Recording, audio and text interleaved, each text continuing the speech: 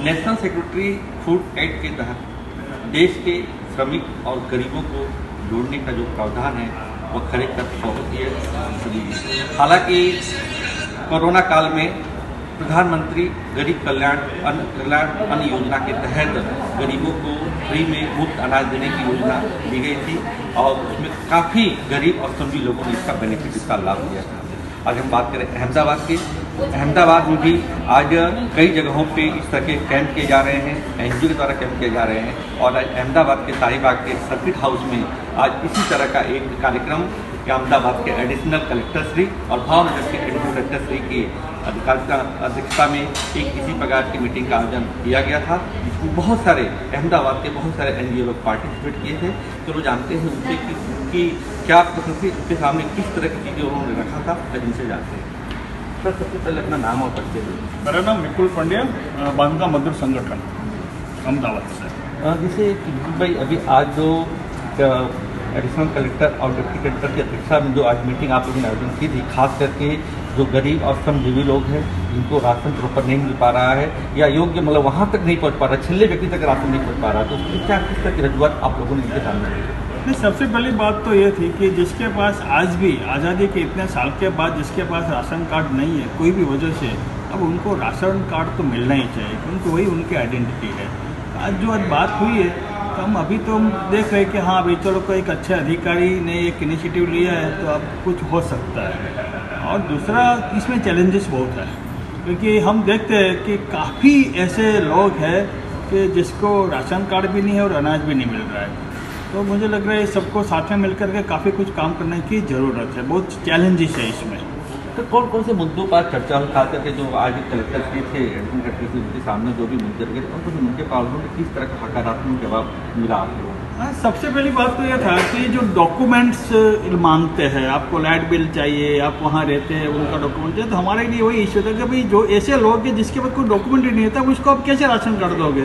तो आज उन्होंने बोला कि नहीं ऐसा नहीं है, हम वहाँ स्पॉट पर जाकर भी पंचनामा करके भी ये दे सकते हैं। तो एक हमें उम्मीद जो है अभी मिली है कि हाँ चलो भाई इस तरह भी काम हो सकता है। दूसरी बात ये है कि भाई आप जो राशन दे रहे हैं इसमें भी कुछ प्रॉब्लम जो है हमें दिख रहा है। एक तो जो काफ़ी लोगों ने बताया कि मजदूर लोगों का जो है ना वो थंब इम्प्रेशन करते हैं उसमें बायोमेट्रिक में वो आता ही नहीं है। तो ये सब जो इश्यू है आज जो है हमें उसको कहने का मौका मिला। और तीसरी बात हमने कुछ सजेशन भी ऐसे दिए हैं जो मजदूर लोगों के लिए अच्छा है। जैसे मैंने बोला कि भाई एक कल्पतरु बांध जैसे फर्ती दुकान जो बोल रहे हैं, ऐसा मैंने बोला कि एक फर्ती दुकान होनी चाहिए जो बड़ी बड़ी कंस्ट्रक्शन साइट पर जाके वहाँ राशन दे सके, डोर द स्टेप उनको बेनिफिट मिल सके। तो अभी ये जो है उन्हें सुझाव तो दिए हैं, अब देखेंगे कि ये लोग क्या करते हैं, लेकिन हमें उम्मीद है कि आने वाले समय में ये हो सकता है। जो सरकार सही ढंग से मजदूरों को, गरीब श्रमिकों को ये अन्न सुरक्षा का प्रावधान जो वहाँ तक पहुँचाना मांगती है, तो हमारे जैसे लोगों ने जो ये बात रखी है उनको आगे ले जाएंगे तो जरूर नीचे जो मजदूर लोग हैं उनको फायदा होगा। बिल्कुल, कहीं ना कहीं प्रधानमंत्री की भी एक योजना है कि आखिरी व्यक्ति तक अन्न पहुंचना, आखिरी गरीब व्यक्ति तक अन्न पहुंचना चाहिए। आज इसी रजूआत को लेकर के इन्होंने आज यहाँ पे किया था। यहाँ पे एक और भी एनजीओ के व्यक्ति, सबसे पहले अपना नाम और परिचय दीजिए। मेरा नाम गौतम भाई, मैं डांग से हूँ और ख़ास करके मेरा गांव में रेशन कार्ड और राशन के लिए बहुत तकलीफ है। 15 किलोमीटर दूर से सिर्फ काबली निकालना जाना पड़ता है, फिर 7 किलोमीटर दूर हो राशन लेना जाना पड़ता है। और बारिश के समय तो महीने महीने तक लाइट भी नहीं रहती, तो काबली भी नहीं निकलती और राशन भी नहीं मिलता। और पूरा तहसील में 65% तो हमारा माइग्रेशन फैमिली है, तो वो 6 महीने तो गांव में ही नहीं रहते, तो वो अनाज कहाँ जाता है कैसे वो कुछ पता नहीं चलता। तो क्या लग रहा है, कुछ आपने जो रजूआत रखी आज कलेक्टर के सामने, तो योग्य उत्तर जवाब आपको मिला? क्या क्या क्या आगे की प्लानिंग और भी उन्होंने बताया कि इस तरह अगर ऐसी चीज़ें होती है तो इसके लिए ये चीज़ें कुछ बताया? हाँ, अभी अधिकारी श्री ने बताया कि हमारे यहाँ 300 लोगों की राशन के लिए अलग व्यवस्था पहुँचाने की सौगड़ है, तो हम इस डांग के लिए भी ये कर सकते हैं, ऐसा उसने अभी तो बोला है, पवन दिया है। अभी क्या होगा वो तो नहीं पता, लेकिन एक आशा जैसी दिखाई। ये प्रोग्राम पूरा अहमदाबाद जोन के लिए था और मैं गाँव में विस्तार में से आया था। बिल्कुल, कहीं ना कहीं ये कार्यक्रम अहमदाबाद जोन के लिए यहाँ पे और भी सबसे सर अपना नाम और परिचय दीजिए। मेरा नाम द्वारकेश धवल है ऑटो रिक्शा चालक वेलफेयर एसोसिएशन एरिया प्रमुख बेरमपुर। क्या आज कौन से मुद्दे लेकर के आज आप कलेक्टर श्री के सामने आए हुए थे और क्या आपके मुद्दों का जो योग्य जवाब उनकी तरफ से मिला? मेरे मुद्दे ये थे कि हमारे जो रहवासी है उस एरिया में काफ़ी सारे ऐसे लोग हैं जिनके पास रेशन कार्ड अभी भी नहीं है। जैसे कि प्रॉब्लम आता है कि जैसे ये लोग पहले मतलब प्रायोरिटी मांगते हैं कि लाइट बिल उनके खुद के नाम का हो तो ही बनता है रेशन कार्ड, जो जैसे कि ज़रूरी नहीं है। ऐसा ज़रूरी नहीं है, सिर्फ आधार कार्ड और चुटनी कार्ड हो तो बन जाता है रेशन कार्ड। और दूसरा मुद्दा इसमें NFSA में है कि जैसे अन्न सुरक्षा का जो कायदा है 2013 का, तो उसमें भी ये लोग ऐसा ही करते हैं। तो ऐसे तो हमारे यहाँ पे ऐसी काफ़ी सारी फैमिली है जिनका लाइट बिल उनके दादाजी के नाम पे, और अभी उनके पोते सारे सब जो 2-3 परिवार एक ही फैमिली एक ही घर में रहते हैं और उनका लाइट बिल ज़्यादा आता है। भाई ये लोग बोलते हैं कि भाई हमारे को 1000 रुपये लाइट बिल हो तो ही हम उनको मंजूर करेंगे।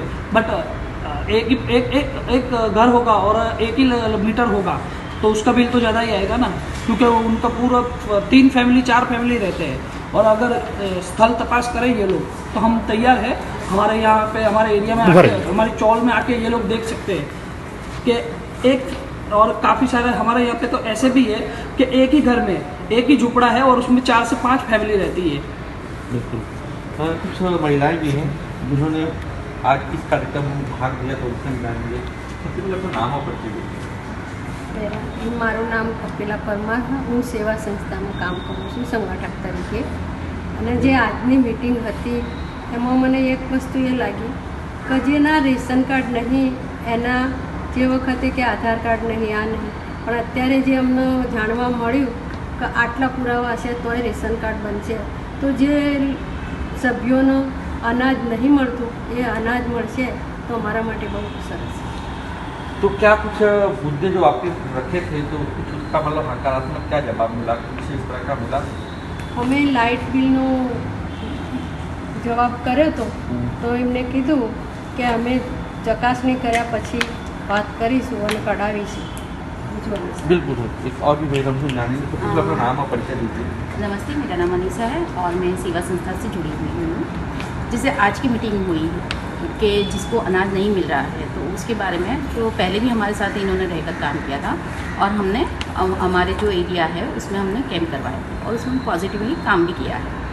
लेकिन कई सभी ऐसे थे कि जिनके लाइट बिल ज़्यादा आते थे बिकॉज ऑफ कि वो घर पे बैठ के काम करते हैं। जैसे सिलाई काम करने वाली बहनें होती है तो वो मशीन पे काम करती है और वो लाइट से चलता है तो उसका लाइट बिल ज़्यादा होता है। तो वैसे तो वो बहन को बहुत ज़रूरत है अनाज की, लेकिन क्योंकि उसका लाइट बिल ज़्यादा आता है तो वो अनाज से रह जाती थी। तो अभी हमने यहाँ पर ये बताया उनको कि ये कारण था लाइट बिल ज़्यादा आने का। दूसरा कारण था कि जैसे कि एक ही फैमिली एक घर में नहीं रहती। चाली में ये होता है कि एक बिल्डिंग में या एक घर में 4-5 चूल्हे होते हैं और एक उसमें 3-4 फैमिली रहती है और उसका मीटर एक ही होता है। तो वो कारण भी था कि लाइट बिल ज़्यादा आता है। तो वो भी हमने बताया इनको, तो इन्होंने बताया कि हाँ इसको भी हम पॉजिटिवली ले लेंगे और इसको सॉर्ट आउट कर देंगे। तो काफ़ी अच्छी हमारी मीटिंग रही है और पॉजिटिव थिंकिंग भी इनके अच्छे है। अगर यहाँ पर जो बोला गया है और वो होता है तो हमारे सभ्यों के लिए बहुत अच्छा हो जाएगा। खास तौर पर अनेक एनजीओ आज यहाँ पर आई, अनेक एनजीओ के प्रतिनिधियों ने अनेक सवाल किए। क्या निष्कर्ष निकला? क्या आला अधिकारियों ने आपको विश्वास दिलाया कि अहमदाबाद या गुजरात भर में इन ऐसे रेशन कार्ड धारकों जो उनको रेशन कार्ड तक भी नहीं है और अनाज भी नहीं है तो उनको मिलना कब से शुरू होगा और किस तरह से शुरू होगा और कितने दिनों में ये व्यवस्था से आपको जोड़ सकेंगे? समयबद्धता भी यहाँ पे कहीं पर भी नहीं थी कि हम इतने ही दिनों में आपको करवा देंगे। वैसे तो इन्होंने हमारे पास अभी भी लिया है कि आपको कौन से एरिया में कैंप करवाने हैं या आप कैसे काम करोगे, इन्होंने पूरा किया है। लेकिन वो टाइमलाइन आप जो बता रहे हैं वो टाइमलाइन कहीं पर भी अभी इन्होंने नहीं दी है या हमारी तरफ से भी कोई टाइमलाइन नहीं दी।